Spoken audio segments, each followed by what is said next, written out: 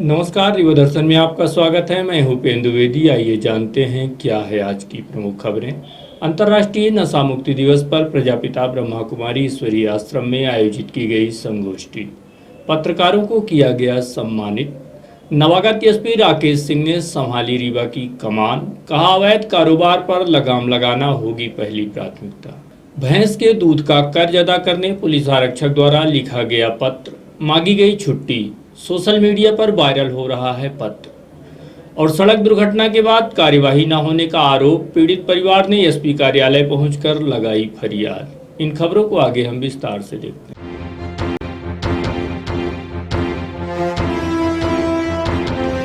अंतर्राष्ट्रीय नशा मुक्ति दिवस पर आयोजित हुई संगोष्ठी 26 जून को प्रजापिता ब्रह्मा कुमारी ईश्वरीय विश्वविद्यालय रीवा में नशा मानव जाति के लिए अभिशाप है, इस विषय पर एक संगोष्ठी का आयोजन किया गया। इस दौरान आश्रम प्रमुख बीके निर्मला बहन एवं रेड क्रॉस सोसाइटी के वाइस चेयरमैन ए.के. खान, शहीद भगत सिंह सेवा समिति के अध्यक्ष सुजीत सिंह चतुर्वेदी के अलावा भाई बीके प्रकाश द्विवेदी समेत फल सब्जी विक्रेता संघ के पूर्व अध्यक्ष लखपति कछवाह, इंजीनियर दीपक तिवारी, राजेश वाधवानी समेत पत्रकार व अन्य गणमान्य जन मौजूद रहे। इस दौरान उपस्थित लोगों ने अपने अपने विचार भी व्यक्त किए। वहीं कोरोना योद्धाओं का सम्मान भी किया गया। ओम शांति, ओम शांति, ओम शांति, ओम शांति, ओम शांति।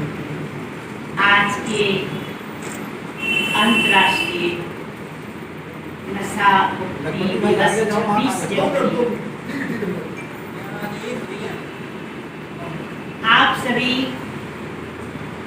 प्यारे शिव बाबा के घर में पधारे हुए शिव बाबा के अति मीठे लाडले सेवाधारी बच्चों, आप सबका स्वागत शिव बाबा ऊपर से कर रहे हैं। हम सब तालियां बजाते हैं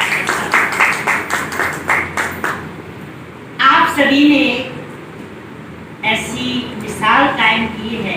सचमुच इस क्षेत्र पर मीडिया का सबसे बड़ा रोल रहा। समय प्रति समय सबको जागृति दिलाई है, सभी को चेतावनी दी है, सभी को जानकारी दी है कि आपको क्या करना है। नहीं, घर बैठे सामने वाला नहीं समझ सकता है कि हम इस ऐसी महामारी बीमारी से कैसे हम बच सकते हैं। चाहे वो प्रधानमंत्री जी की बात है, चाहे किसी और की बात आपने घर घर तक पहुंचाई है, ये मीडिया का सबसे बड़ा रोल है। इसलिए पूरे कौन सी महानता, सारे अत्याचार अपराध नशे के कारण पनपते हैं। आज पूरे देश के लोग गरीबी, बीमारी और अपराध से जूझ रहे हैं। हत्या, बलात्कार, लूट, डकैती जैसे संगीन अपराध सब नशे की ही देन। नशे के कारण भारत की आधी आबादी बीमारी से जूझ रही है। अगर समय के रहते लोगों ने अपने आप को सुधारने की कोशिश नहीं की तो आने वाला समय अत्यंत ही विनाशकारी साबित होगा। सभी मानव मेरे भाई, उनको नशे से दूर करना ही मेरा उद्देश्य है। कोई भी व्यक्ति जन्म से नशेड़ी नहीं हो। जो नशा है ये उससे ज्यादा लोग अफेक्टेड है, उससे ज्यादा लोग इससे प्रभावित है। तो हमने एक कैंसर का कैंप लगाया। तो उस समय आपको ये भी मालूम है कि रीवा में कैंसर के बहुत ज्यादा मरीज साहब थे, कमिश्नर थे। हम लोगों ने ये निर्णय लिया था कि कैंसर की बीमारी है और हमको रीवा में कैंसर की यूनिट है ऑलरेडी थी उजवाने में, और उसके लिए ओपेक कंट्री ने 52 करोड़ रुपया कैंसर की मशीन, कैंसर के यूनिट खोलने के लिए दिया था। और जो कैंसर की मशीन आई थी वो 8 साल तक उसकी पट्टी स्थित नहीं खुली थी। उसी बीच में मेरे पिताजी को गले में कैंसर हुआ था और गले का कैंसर था और 5 मिनट की रेडियोथेरेपी के लिए मुझको जबलपुर में मई जून के महीने में मैं और मेरा छोटा भाई डॉक्टर मुझे हम 1.5 महीना अपने पिताजी के साथ रहे। वही हम खाना बनाते थे, 1.5 महीने तक किए। तकलीफ होती थी। जब भी रेड क्रॉस में कभी कोई कलेक्टर कमिश्नर आता था तो उनको मैं ये बात बहुत जोर से कहता था। मैंने बोला सब चीज़ है यहाँ पर, पूरी मशीन है, पूरी मशीनरी है, सब कुछ है, लेकिन यूनिट क्यों शुरू नहीं हो रही। मैं फिर अफोर्ड कर सकता था, मैंने जबलपुर में कर लिया। जिसके पास साधन नहीं है वो 1.5 महीना नहीं रह सकता है। ये बात करी और अचानक एक दिन हमने आदरणीय राजेश शुक्ला जी से ये बात करी। आपको ताज्जुब होगा, हमारे जैसे साधारण से कार्यकर्ता समाज सेवी की बात मानकर आपको विश्वास नहीं होगा कि उन्होंने बोला कि ठीक है हम इस प्रकार करते हैं। और 3 साल तक अनवरत राजेश शुक्ला जी ने कैंसर यूनिट को चालू करने के प्रयास किए। ये असंभव था, असंभव को संभव राजेश शुक्ला जी ने किया और 3 साल के अंदर आउटसोर्स करके ये यूनिट चालू करी। और वही खराब मशीन जो खराब थी उसका एक इंजीनियर शेख साहब थे, उन्होंने उसका आउटसोर्स किया और पुरानी मशीन से कम हजारों लोगों का कीमोथेरेपी और रेडियोथेरेपी शुरू की। ये बहुत बड़ी देर थी और हमारे जैसे छोटे आदमी की गुजारिश को आदरणीय राजेश शुक्ला जी ने माना और 3 साल तक लगातार गवर्नमेंट इस तरह प्रयास किया। मैं उनको दिल से धन्यवाद देता हूँ और हम सब भी उनके आभारी। चौथे स्तंभ मीडिया के हमारे विंध्य क्षेत्र के सभी प्रसिद्ध पत्रकारों का, छायाकारों का प्रजापिता ब्रह्मा कुमारी ईश्वरी विश्वविद्यालय में हार्दिक स्वागत है, स्वागत है, स्वागत है। आज अंतर्राष्ट्रीय नशा मुक्ति दिवस है। संपूर्ण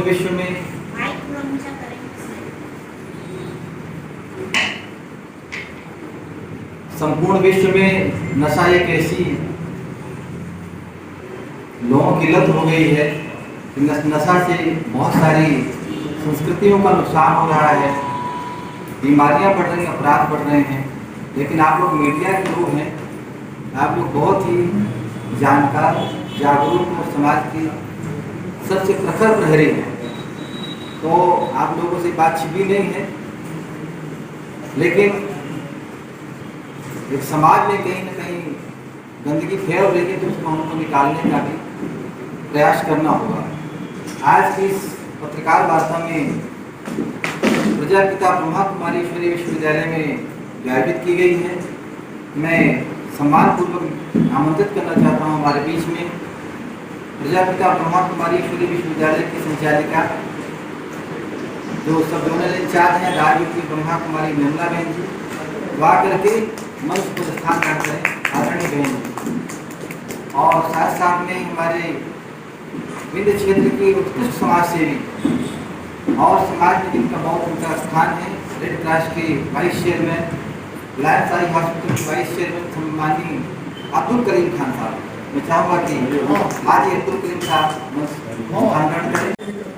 वे एक जीते जागते हमारे विंध्य क्षेत्र के लिए विशाल है। सम्माननीय सुजीत द्विवेदी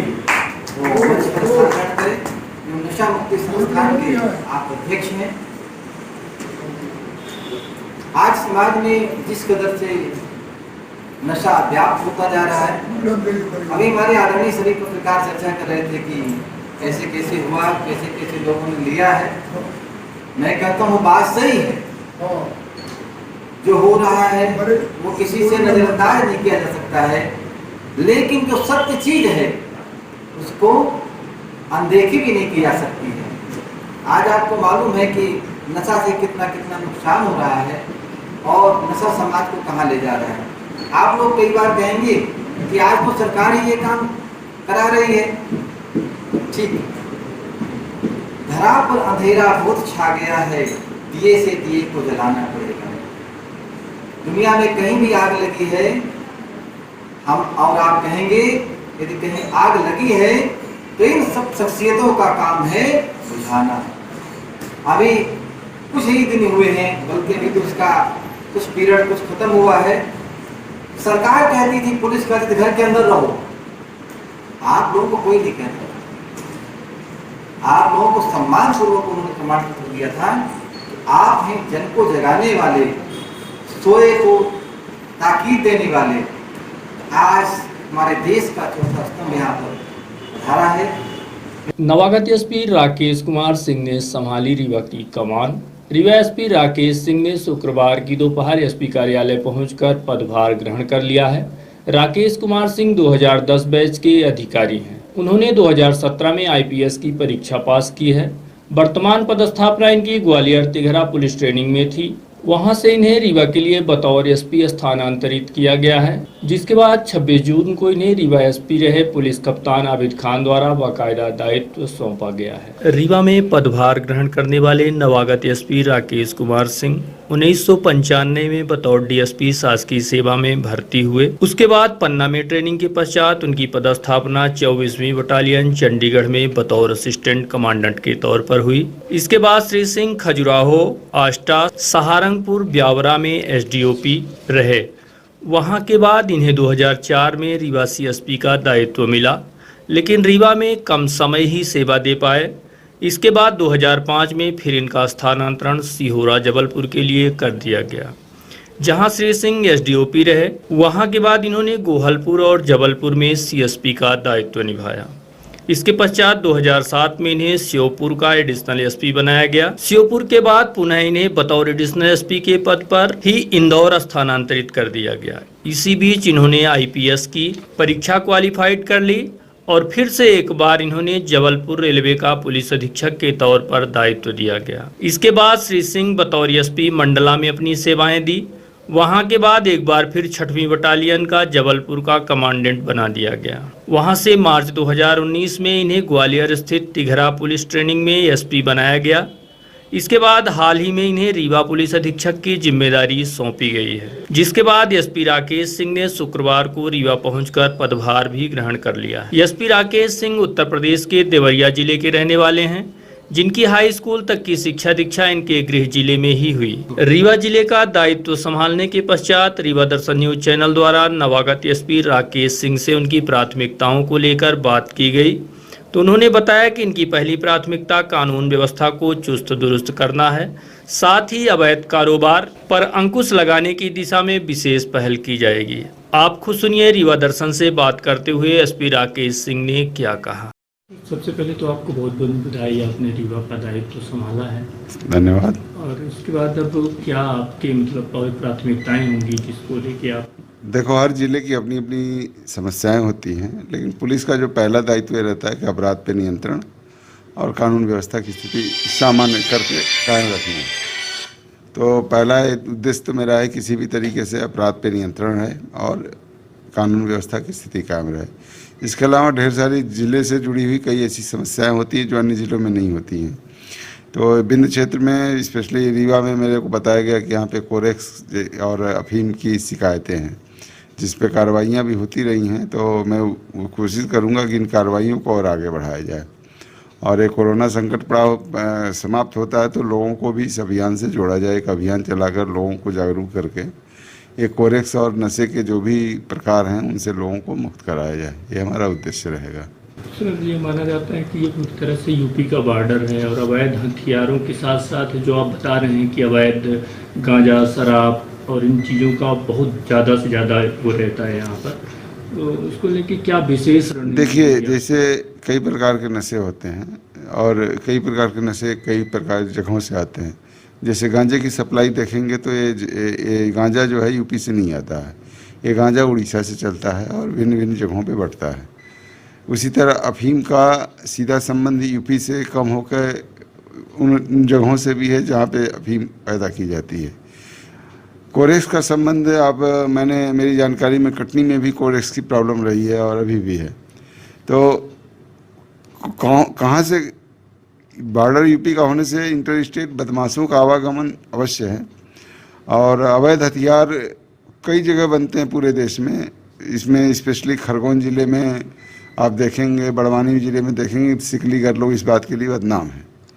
तो अवैध हथियार सिर्फ एक तरफ से फ्लो हो ये मैं नहीं कह सकता, वो कई तरफ से फ्लो हो सकता है, कई तरफ से इस ज़िले में आ सकता है। तो इसलिए हम सिर्फ यूपी के बॉर्डर को ही लेकर चिंतित नहीं हैं, हम अन्य ज़िलों को लेके भी हमारी चिंता रहेगी कि और अन्य कई जगहों से क्या आ रहा है उसके ऊपर भी निगाह रहे। भैंस के दूध का कर्ज अदा करने पुलिस आरक्षक ने की मांग, पत्र हुआ वायरल। रीवा जिले के एसएफ की 9वीं बटालियन में पदस्थ एक आरक्षक द्वारा विभाग को छुट्टी के लिए लिखा गया पत्र अत्यंत तेजी से वायरल हो रहा है, जिसमें आरक्षक ने बीमार भैंस की सेवा के लिए पत्र लिखकर छुट्टी की मांग की। आरक्षक ने पत्र में यह भी लिखा है कि वह बचपन से भैंस का ही दूध पिया है और अब भैंस बीमार हो गई है, ऐसे में उसका कर्ज अदा करना बहुत जरूरी है। 9वीं बटालियन एसएएफ पुलिस में आरक्षक के पद पर पदस्थ कुलदीप तोमर ने साफ तौर पर पत्र में लिखा है कि भैंस का कर्ज अदा करना है, इसलिए विभाग से छुट्टी चाहिए। हालांकि यह मामला संज्ञान में आने के बाद आला अधिकारियों की फटकार भी आरक्षक को झेलनी पड़ी, जिसके बाद जब मीडिया ने आरक्षक से इस संबंध में बात की तो आरक्षक द्वारा ऐसे पत्र के वायरल होने से इनकार कर दिया गया। नहीं, वो मेरा पत्र लिखा हुआ नहीं है, मैंने कोई वायरल नहीं किया है, नहीं ऐसी कोई दिक्कत है। वो ऐसे किसी ने वायरल कर दिया है मजाक में, उसमें कोई वो नहीं। तो पत्र आया कैसे, कहाँ से आया? ये मुझे नहीं मालूम, इस चीज़ की मुझे कोई जानकारी नहीं है। पत्र में लिखी हुई हैंड राइटिंग आपकी है? मेरी हैंड राइटिंग नहीं है वो, और मेरे द्वारा लिखा हुआ नहीं है। अभी आप छुट्टी से आ रहे हैं, कहाँ गए छुट्टी? कितने दिन छुट्टी? छुट्टी मैं काट के आया हूँ, 7 दिन की छुट्टी काट के आया हूँ, और कोई दिक्कत नहीं। छुट्टी अभी काट के आया हूँ, 15 दिन हो गए मेरे काटे हुए। वो मेरी मम्मी की थोड़ी तबीयत थी खराब, उनके लिए गया था मैं। इस मसले पर जब एसएएफ पुलिस के असिस्टेंट कमांडेंट आशुतोष द्विवेदी से बात की गई तो इन्होंने बताया गया कि कुलदीप तोमर की मां लंबे समय से बीमार पड़ी हैं, जिसके चलते आरक्षक 10 दिन की छुट्टी लेकर घर गया हुआ था। उसके घर से वापस लौटने के बाद ही पत्र सोशल मीडिया पर तेजी से वायरल हुआ है। हालांकि वायरल पत्र में साफ लिखा है कि आरक्षक की मां बीमार है, इसलिए उसे छुट्टी चाहिए। साथ ही यह भी लिखा था कि घर में एक भैंस है जिसने हाल ही में बच्चा दिया है और अब उस भैंस की सेवा के लिए विभाग से छुट्टी चाहिए। पत्र में यह भी लिखा है कि बचपन से वह भैंस का दूध पीते आया है, अब जब भैंस की स्थिति ऐसी है तो दूध का कर्ज अदा करना है। वहीं इस मसले पर अधिकारी का कहना है कि मां की तबीयत तक सब कुछ ठीक है, लेकिन भैंस से जुड़े मामले की जांच कराई जाएगी। यह भी हो सकता है कि किसी ने शरारत की हो।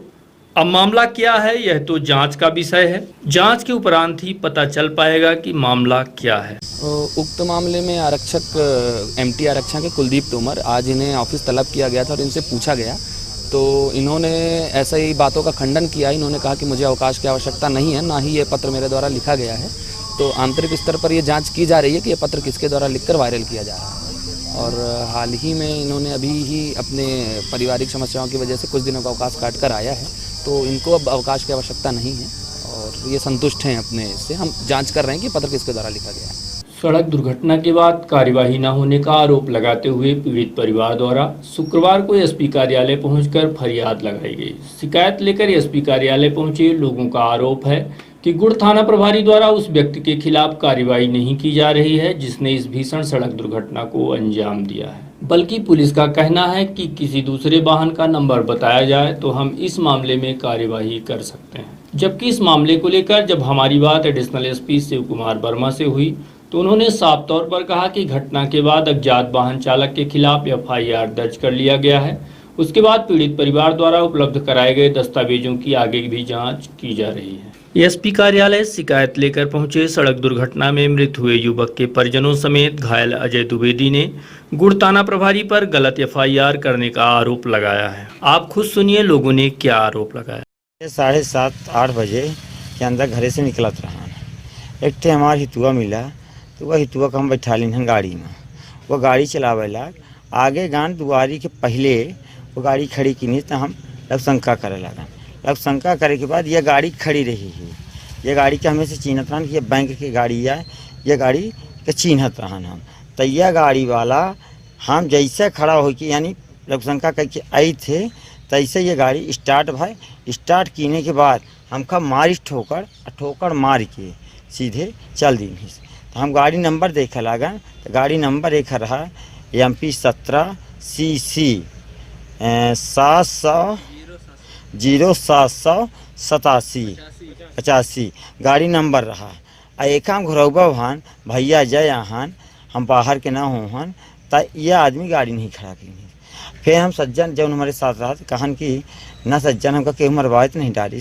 तो सज्जन कहीं ना हाँ भाई ऐसा केहू ना बात नहीं है। फिर हमका इतने हम बेहोश हो गया।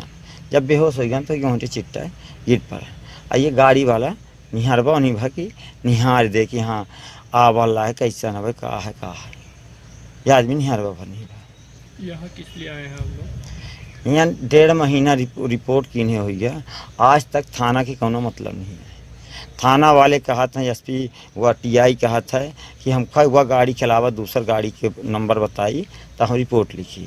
आप भला बताइए अपना पंचे, हम कौने बाप की गाड़ी ले और फिर थाना में रिपोर्ट करी, तब फिर गुड़ थाना में रिपोर्ट की जाए। क्यों थाना प्रभारी इस तरह कहते हैं? थाना प्रभारी पता नहीं जौन बात ही हो साहब, हम यह कही थे वो कहा था कि दूसरी गाड़ी लेके आओ तो हम रिपोर्ट लिखने के लिए तैयार हैं। शिकायत यही है जी कि थाना में हम लोग 18 तारीख को एक्सीडेंट हुआ, 21-22 से हम लोग चक्कर लगा रहे हैं, कोई सुनता नहीं है। वहाँ यही बोलते हैं कि आप जाओ कोरा कागज़ में सही भी लिए और बोले बाद में आना, हम आपको बताएंगे। फिर ये जब यहाँ संजय गांधी से रिपोर्ट गया तब बोलते हैं कि हम लिखेंगे रिपोर्ट, ये है। फिर बोलते हैं कि वो उसको मैंने निर्दोष साबित करता हूँ, वो गाड़ी को नहीं लिख सकता हूँ। क्या घटना क्या हुई थी? मोटरसाइकिल में जा रहे थे जी, तो उसने तेज़ी से मार दिया दुआरी। कौन कौन जा रहे थे और कौन सी गाड़ी थी? सज्जन शर्मा और अजय द्विवेदी जा रहे थे। वहाँ पे गए और सफ़ेद वो गाड़ी आ रही थी वही बैंक की, उसने मार करके निकल गई। हमको तो गवाहों से सूचना मिला, लेकिन हमने बताया तो बोले वो आप गलत बोल रहे हो, ऐसा है आप कोरा कागज़ में हमारे सही कर दो और बाद में मैं गाड़ी आपको तलाशूँगा, ये है वो है। और जिसमें हम 4 दिन गाड़ी खड़ी थी और वो गाड़ी खड़ी होने के बाद में हमारे जब गवाह गए बताए तो कोरा कागज़ में सही लिए, बोले हम बाद में आपको दूसरी गाड़ी तलाशेंगे, वो गलत साबित कर रहे हैं। वहीं जब इस घटनाक्रम को लेकर एडिशनल एसपी से बात हुई तो इनका साफ तौर पर कहना है कि अज्ञात वाहन चालक के खिलाफ एफआईआर कर ली गई है। उसके बाद पीड़ित परिवारों द्वारा जो तथ्य उपलब्ध कराए जा रहे हैं उसकी जांच कराकर उचित कानूनी कार्यवाही की जाएगी। इनका कहना है कि एक्सीडेंट हुआ था 1 महीना पूर्व, उस मामले में थाना प्रभारी द्वारा अभी तक कोई कार्यवाही नहीं की गई है। वाहन के लिए कहा जा रहा है कि दूसरे वाहन पर कार्यवाही करवा लीजिए, दूसरा कोई नंबर बता दीजिए जो एक्सीडेंट करने वाला है। और इनका कहना है कि जो एक्सीडेंट करने वाला है वो दूसरा है। अभी एक आवेदन पत्र दे के गए हैं ये लोग। इनका कहना है कि सब वो जो एक्सीडेंट हुआ था उसमें एक नंबर बता रहे, एक वाहन चालक का नाम बता रहे हैं कि उसने एक्सीडेंट किया है। इस तरह की शिकायत थाना प्रभारी को भी की थी। उस समय थाना प्रभारी ने उसकी जांच की। जांच करने पे तथ्य निकल के आया था कि जिस व्यक्ति का ये नाम ले रहे हैं ना, उस व्यक्ति का लोकेशन उस टाइम पे वहाँ है नहीं घटना स्थल पे, और वो एक जो गाड़ी का लिखा रहे हैं वो गाड़ी उस समय घटनास्थल पे थी नहीं, वो बंदा मोटरसाइकिल से आया हुआ था। तथ्यों की जांच करने के बाद उसने एफआईआर कर दी है कायम अज्ञात वाहन के खिलाफ में, और अज्ञात वाहन का पता लगाया जा रहा है। फरियादी पक्ष को अभी कुछ तथ्य जो इन्होंने दिए हैं उन तथ्यों की और जांच की जा रही है। अगर उसमें पाया जाता है कि उसके खिलाफ ही कार्रवाई होने, उसी ने एक्सीडेंट किया तो उसके खिलाफ कार्रवाई की जाएगी, अन्यथा जो कार्रवाई तथ्यों के आधार पर सही पाई जाएगी वो की जाएगी। इस समय की बड़ी खबर आ रही है सीएमएचओ डॉक्टर आर.एस. पांडे से छीना सिविल सर्जन का प्रभार। कलेक्टर ने आदेश जारी कर मेडिसिन विशेषज्ञ डॉक्टर एम.एल. गुप्ता को सौंपा है प्रभार। लंबे समय से अपनी कार्यशैली को लेकर सुर्खियों में रहे सीएमएचओ डॉक्टर आर.एस. पांडे से सिविल सर्जन का प्रभार Rewa collector doctor Ilaiyaraaja T द्वारा ले लिया गया है, जिसे जिला अस्पताल में ही पदस्थ मेडिसिन विशेषज्ञ डॉक्टर एम.एल. गुप्ता को सौंप दिया गया। आपको बता दें कि सीएमएचओ डॉक्टर पांडे के पास सिविल सर्जन का अतिरिक्त प्रभार काफी लंबे समय से था। दोनों पदों का दायित्व संभालने वाले सीएमएचओ द्वारा विगत दिनों एक पत्र लिखकर कोरोना की वजह से लगातार बढ़ रहे कार्यों के बोझ को देखते हुए काम कर पाने में अपनी कठिनाइयों का हवाला दिया था, लेकिन इसकी सच्चाई क्या है यह किसी से छिपी नहीं है, क्योंकि इसके पूर्व ही अस्पताल निरीक्षण करने पहुंचे Rewa collector doctor Ilaiyaraaja T ने इनसे सिविल सर्जन का पद छीनने की बात की थी और डॉक्टर गुप्ता से भी पूछा गया था कि क्यों आप सिविल सर्जन का पद संभाल सकते हैं। इतना ही नहीं, हाल ही में मुख्य सचिव का दौरा हुआ था, उसमें भी सीएमएचओ डॉक्टर आर.एस. पांडे को कड़ी फटकार लगाई गई। इससे यह कयास लगाए जा रहे थे कि सीएमएचओ डॉक्टर आर.एस. पांडे से सिविल सर्जन का अतिरिक्त प्रभार छीन सकता है, और हुआ भी वही जो कयास लगाए जा रहे थे। किसान नेता ने भी डीजल पेट्रोल के दाम कम किए जाने प्रधानमंत्री समेत प्रदेश के मुख्यमंत्री से की मांग। भारतीय किसान यूनियन मध्य प्रदेश के प्रमुख एवं राष्ट्रीय किसान समन्वय समिति के सदस्य किसान नेता सुब्रत मणि त्रिपाठी ने देश के आम व गरीब के साथ किसानों की माली हालत को देखते हुए डीजल और पेट्रोल के दाम कम किए जाने की मांग की है, और कहा कि इस समय जब देश संकट से गुजर रहा है, ऐसी स्थिति में डीजल पेट्रोल समेत अन्य महंगाई बढ़ने से लोगों की कमर टूट रही। लगातार देश में डीजल की कीमतें बढ़ रही हैं। इस समय खरीफ का सीजन है, किसान पूरी तरह खेती में लगे हुए हैं। आप देख रहे हैं कि किसानों को खेत जोतना है, बुवाई करनी है, बीज का बंदोबस्त करना है, खाद खरीदनी है, कीटनाशक खरीदने हैं। इस समय डीजल के मूल्यों में लगातार एक एक दिन बढ़ोतरी हो रही है। आप सोचें, पेट्रोल से भी ज्यादा डीजल महंगा हो रहा है। आखिर कच्चा तेल कितने रुपए प्रति बैरल आता है? किसान नहीं जानता, लेकिन हमारी सरकारें तो जानती हैं। कितने प्रकार के टैक्स डीजल में लगे हुए हैं। उन टैक्सों की अधिमार में आम आदमी तो परेशान है ही। खासकर देश की 70% आबादी, 80% आबादी जो कृषि में आधारित है। आप सोचिए, अब खरीफ का सीजन है, वो 70-80% किसान कितना परेशान है इस डीजल के लगातार कीमत की वृद्धि में। हम आपके चैनल के माध्यम से माननीय मुख्यमंत्री जी से, माननीय प्रधानमंत्री जी से मांग करते हैं कि डीजल की कीमतें कम करिए, नहीं तो किसान खेती क्या कर पाएंगे। आपने देखा है लगातार समर्थन मूल्य 100 रुपए, 50 रुपए, 200 रुपए, ज्यादा से ज्यादा कितने एक साल में कितने रुपए समर्थन मूल्य बढ़ाते हैं, और डीजल की कीमतें, खाद की कीमतें, कीटनाशक की कीमतें, बीज की कीमतें कितनी बढ़ा देते हैं। सोचिए, ऐसे में खेती लाभ का धंधा साबित होगा, ऐसे में किसान जी पाएंगे। गलवान घाटी पर शहीद हुए जवानों की शहादत को सलाम करते हुए एनएसयूआई द्वारा महात्मा गांधी की प्रतिमा के समक्ष शहीदों को श्रद्धांजलि देकर सरकार पर कार्यवाही नहीं किए जाने का आरोप लगाया है। एनएसयूआई के संभागीय समन्वयक अभिषेक तिवारी के नेतृत्व में शहीदों को श्रद्धांजलि देकर मौन उपवास गांधी मेमोरियल अस्पताल में किया गया और सरकार की सद्बुद्धि के लिए कामना भी की गई। इस दौरान अतुल दुबे, अर्पित पांडे, शुभम तिवारी, विपिन चतुर्वेदी, शिवेन तिवारी, संजय शुक्ला समेत अन्य पदाधिकारी उपस्थित रहे। आज हम लोग एनएसयूआई के पदाधिकारी और कार्यकर्ता इस चीज़ के विरोध में महात्मा गांधी जी की प्रतिमा के समक्ष बैठे हुए हैं। आज लगभग हफ्ता भर हो गया हमारे देश के जवान, जो निहत्थे जवान शहीद हुए हैं, उनकी शहादत में हम श्रद्धांजलि अर्पित करते हैं और इस चीज़ का मांग करते हैं और विरोध करते हैं कि इन जवानों की शहादत जाया ना जाए और देश के जिम्मेदार लोग इस पर कड़ी कार्रवाई करें। चीन की जो कायराना हरकत है उसका कड़ा जवाब दें, लेकिन आज वो चुप्पी साधे हुए बैठे हैं।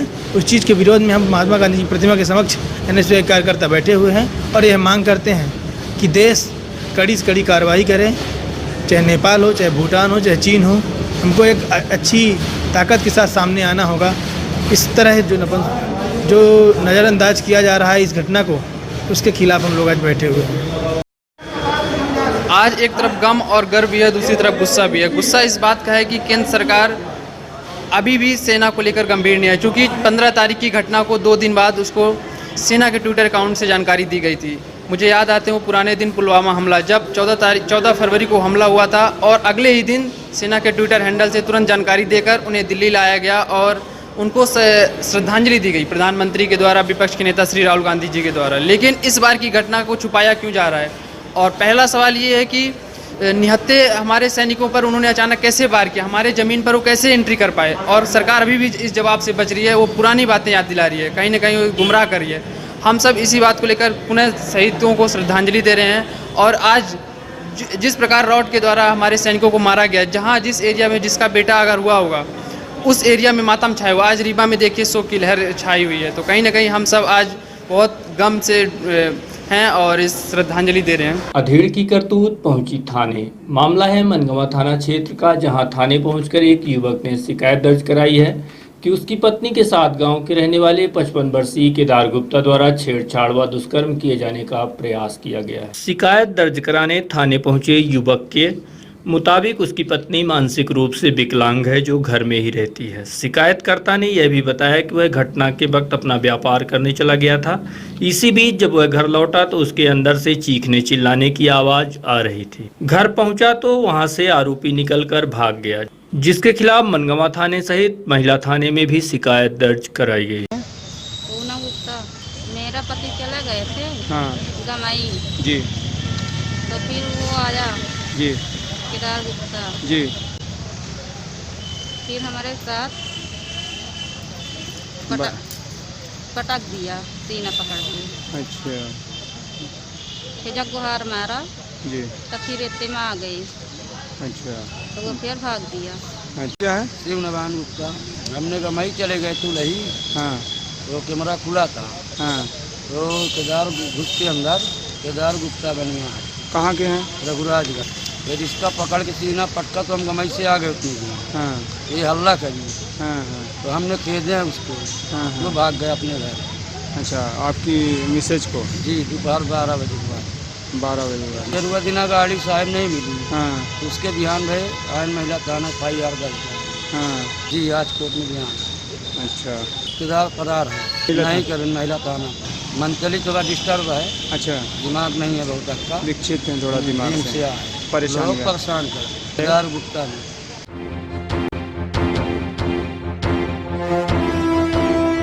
और अब अंत में आज की प्रमुख खबरें एक बार फिर। अंतर्राष्ट्रीय नशा मुक्ति दिवस पर प्रजापिता ब्रह्मा कुमारी ईश्वरीय आश्रम में आयोजित की गई संगोष्ठी, पत्रकारों को किया गया सम्मानित। नवागत एसपी राकेश सिंह ने संभाली रीवा की कमान, कहा अवैध कारोबार पर लगाम लगाना होगी पहली प्राथमिकता। भैंस के दूध का कर्ज अदा करने पुलिस आरक्षक द्वारा लिखा गया पत्र, मांगी गई छुट्टी।